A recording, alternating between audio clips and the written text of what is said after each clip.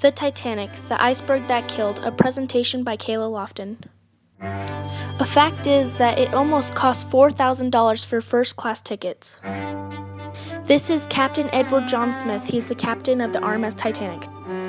2,344 started on the boat, 1,533 went down with the ship, and 708 came out. Only 18 boats made it on the ship. The Titanic sank at 2:20 a.m. on the morning of April 15, 1912. This is Cyril F. Evans. He was the wireless operator on the Californian. This is Jack Phillips. He was the wireless operator on the Titanic who ignored Cyril F. Evans. This is what a telegraph looked like in 1912.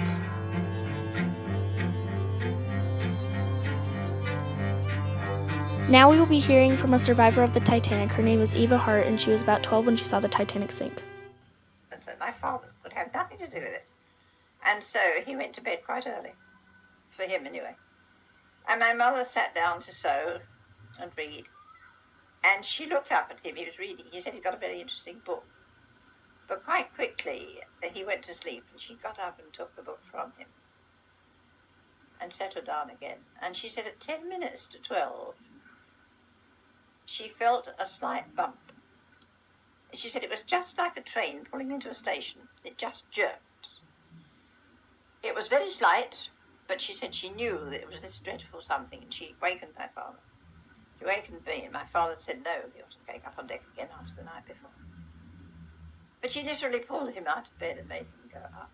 And she then said she was going to dress me, and I, being sleepy and very naughty, said I wasn't going to be dressed. Nothing to be dressed for. I came back to bed.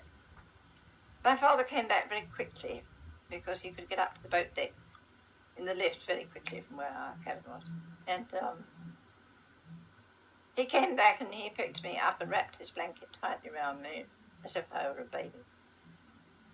And my mother said nothing to him, and I used to say to her sometimes, years afterwards, I can't understand why you didn't say to him, what was it?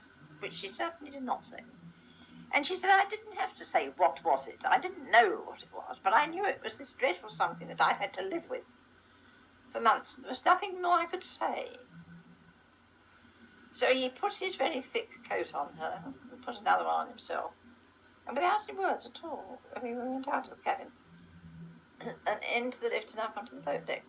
At that time, I very much doubt I'd be talking to you today because, as you know, there was accommodation for less than 800 people in the lifeboats, and she was carrying 2,200. So it was a question as who was there in time to get into one of the all too few lifeboats. Well, they weren't launched very quickly, because at first no one thought anything was going to happen.